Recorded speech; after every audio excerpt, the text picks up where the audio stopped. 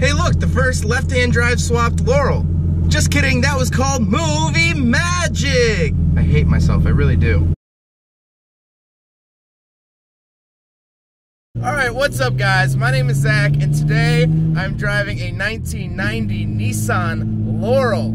Up front is a 2.0 liter straight six that is turbocharged, and down below is a 5-speed manual gearbox. Now, if you guys haven't seen my reviews before, what I do is I talk about the engine and trans, then I talk about the interior of the car, some features that you get with the car, and then I give my overall general opinion of the car and any other little fun facts or what have you. So, let's get to that engine, the RB20 DET.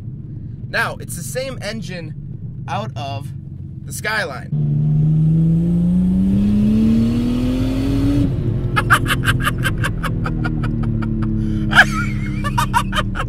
Woohoo!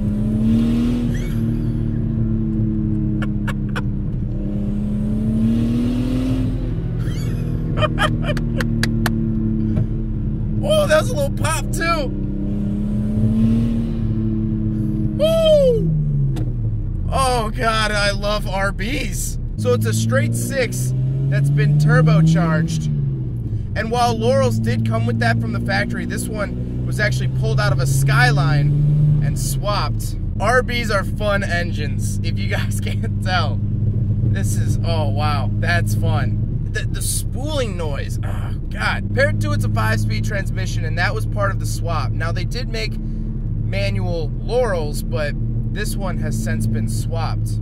That's why I love boosted 6-cylinders, is because they have that torque down low. They don't feel gutless. Like Subarus, if you drive Subarus slow, they're not fun. You gotta really be on a boosted 4-cylinder in order to have fun. But 6-cylinders are fun at slow speeds. This car isn't gutless, and I love that, because I'll be cruising in 4th or 5th gear, and it doesn't take forever to spool the turbo and actually start making power.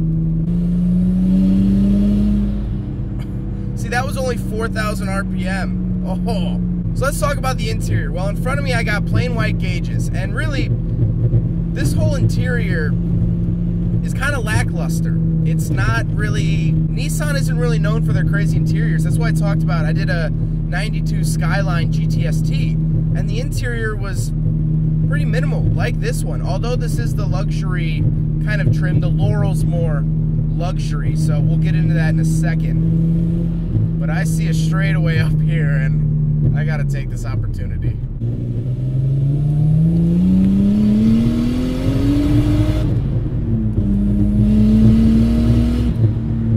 Oh!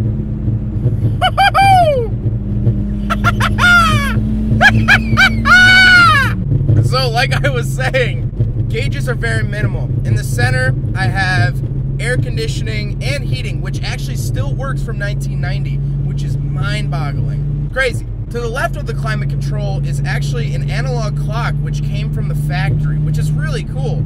I like the analog clock, and it still works.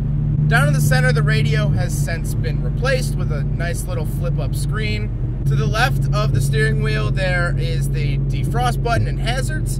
And then down below that, there is the lockout for the rear steering. This car actually has rear steering, rear passive steering. What that means is that the wheels in the back will turn a slight bit to help corner better. To the right of the steering wheel, it has the buttons to not only adjust the mirrors, but fold the mirrors in. It has power fold-in mirrors, which I feel like is a pretty big deal for 1990. But again, Japan always put the best stuff in their JDM cars. That's why people love them so much. They're so much better than the cars that we got shipped over here. Another cool feature that I'll show you, since I'm coming up to a stoplight here, is that these cars are pillarless cars, or B-pillarless cars, excuse me. And so, I can roll down my window and roll down the back window, and although there's my seat belt, on the passenger side you could fold up this little thing, and then there's no longer something blocking you. Hold on.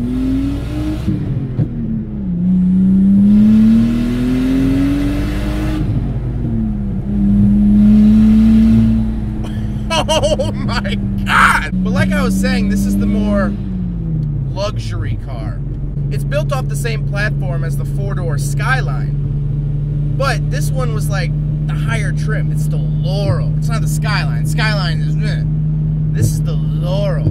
Most of them were automatic. It was rare to find them in manual. Most of them were automatic because they were luxury cars. These were the big, you know, if you were more well off in Japan and you want something better than the Skyline, this is what you got. Now, this car is right-hand driving from Japan, so the dials are in kilometers an hour, but that's not too much of a worry. And honestly, driving right-hand drive is not that scary or hard. It does take a little bit of getting used to, like the blinkers are on the right instead of the left. And shifting is it's a little weird to get used to, shifting with your left hand if you're so used to left-hand drive cars. So this car is known as the C33. That's the chassis code. If you guys know Skylines, it's the same thing as saying like R32 or R33, or it's like the same as saying, you know, I have an FB RX-7 or FC or SW20. That sort of thing. It's just a distinction code that's used on the chassis that then enthusiasts use to refer to it. So if you say, oh, I have a Laurel, well, which generation? You know, you say I have a C33 Laurel, then everyone knows what you're talking about. And so this car has actually become pretty popular with drifting. I've only seen one other one in my whole life, and it was at a drift event. I actually filmed it at Final Bout last fall.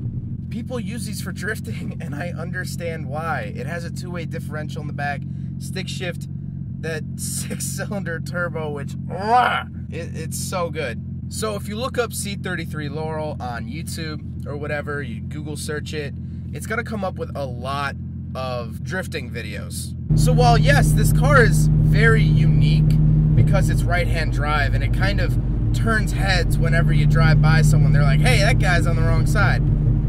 But besides that, this is a really good enthusiast car.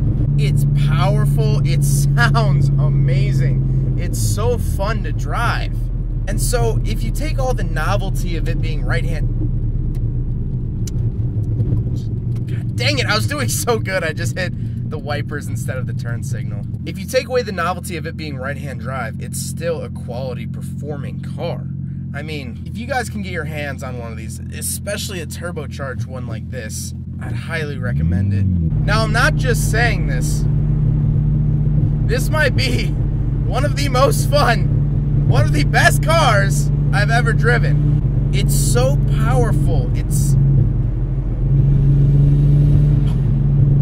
that blow-off valve is so addicting. I did it again! No! I didn't mean to! No, stop! So really, in a sense, this is a four-door Skyline with a different body. That's really what it is. And I love the Skyline. And I love the Laurel. God, I love the Laurel. The Japanese knew what they were doing in the 90s. Thank you so much, Matt, for letting me do this review. Well, I hope you guys enjoyed the video. I hope you guys enjoyed the C33. I hope you guys learned something about the C33, but don't forget to rate the video, comment on the video, and subscribe if you really liked it. Take care, guys. There goes a sight from my soul.